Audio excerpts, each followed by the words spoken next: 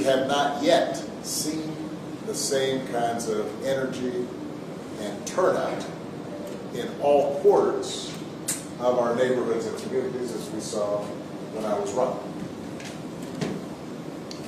Now, I also want to say that that seems to be more pronounced with the brothers. So if you don't mind, just for a second, I'm going to speak to y'all directly and say that when you have a choice that is this clear, when on the one hand you have somebody who grew up like you, knows you, went to college with you, understands the struggles and pain and joy that comes from those experiences, who's had to work harder and do more and overcome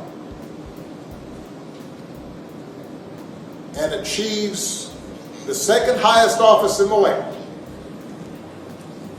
and is putting forward concrete proposals to directly address the things that are vital in our neighborhoods and our communities, from housing to making sure that our mothers and our fathers and our grandparents can afford medicine, and making sure that we are dealing with prices that are too high and rents that are too high, and are committed to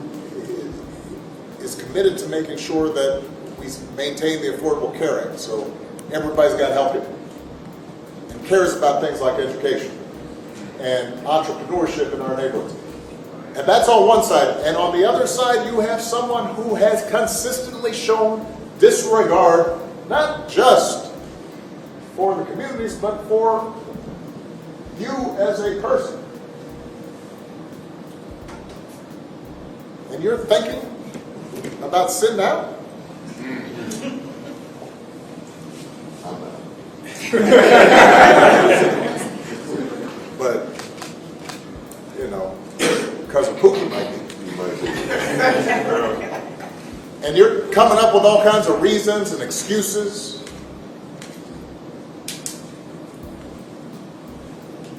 I've got a problem with that. Why are black men being lectured to?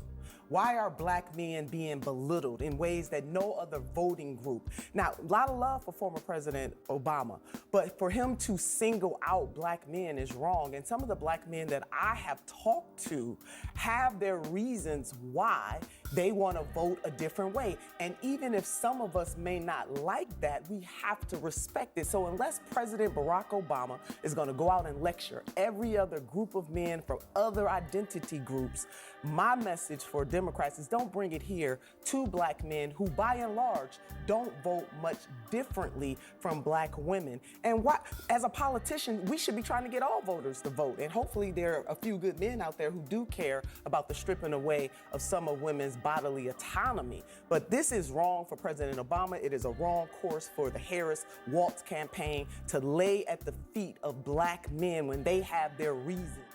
And Vugu Nayosi, Black Revolutionary Now. Just wanted to bring you this video on this Negro,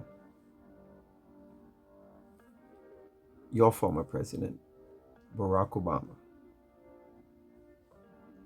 Now, if you guys haven't seen the video with former president, black president, speaking specifically to black men,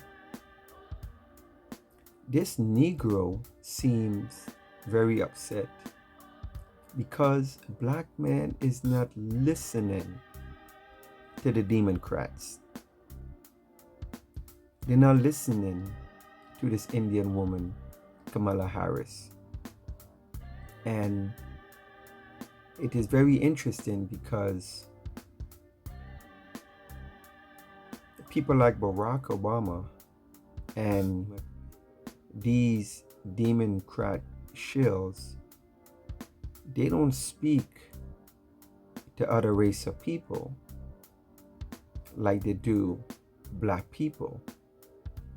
And in this particular case, black men specifically. All these insults, all these demands, and pondering, shaming, insulting black people and black men to vote for nothing once again. So they are in panic mode because black people is not listening to the Democrat rhetoric, to the lies, to the propaganda. And of course, it's send their shills like DL, Ricky Smiley, Steve Harvey, all these celebrities. Recently, Magic Johnson speaking to black men. He have the nerve to want to speak to black men. He should go look at his household before he speak directly to black men. It's unbelievable. So they're dragging every shill, every non-relevant black people, trying to corral black people into voting for nothing once again. This is a new day, 2024 and beyond. It's a new day. We see exactly what is written on the wall. And if they didn't ignore black people for so long, they wouldn't have to come out and try to insult us, talk down to us, whatever, with all this nonsense. We will see if you were actually bringing tangibles and doing the things for black people, and black people could see the benefits of it. You won't have to stoop to this level, because right now, as I can see, they are really pathetic with the pandering. Really, really pathetic. And it's an insult to us because no other group of people brings out their celebrities to speak on something serious. No other group of people dare insult their people like that. They bring out qualified people. And not only that, they bring tangibles to other groups of people. All the insult, all the talking down and shaming and trying to make this Indian woman relatable. Well, she's like your auntie or your mama or whatever, all this. And they actually think we are that delusional.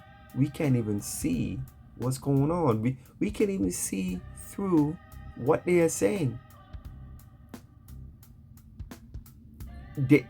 That's how delusional these democrats are. Like, we don't have a brain of our own. Like, we can't think beyond what they are saying. And I mean, and it's insulting to black people because they it's almost like they're barking orders at you, and you gotta say, "Oh, okay, yeah, I'm gonna do that." They could shame, they could talk down, they could be angry at black people, specifically black men. We see through the game. We see through the nonsense. We see through the political rhetoric, the lies.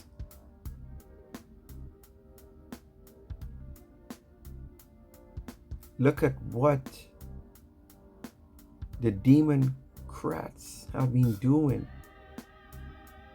giving all these other groups money from the Ukraine, from Israel,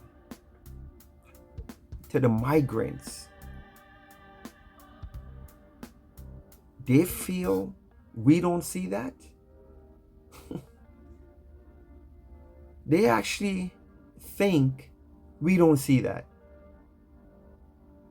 Giving all these other groups tangibles, but black people, no, just shut up and vote. Shut up and listen to us.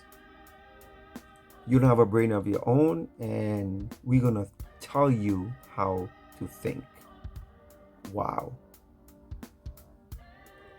Not today, Barack. Not today, Kamala Harris. Not today, D.L. Hughley. Not today, Steve Harvey. Not today, Ricky Smiley. Not today, Magic Johnson. Not today, Luke Campbell. Not today. We see through the nonsense. We are not robots. We are not programmed to vote for you specifically. This is a new day. And the new day has come where black people have woken up saying enough is enough. Peace and black power. Black revolutionary now.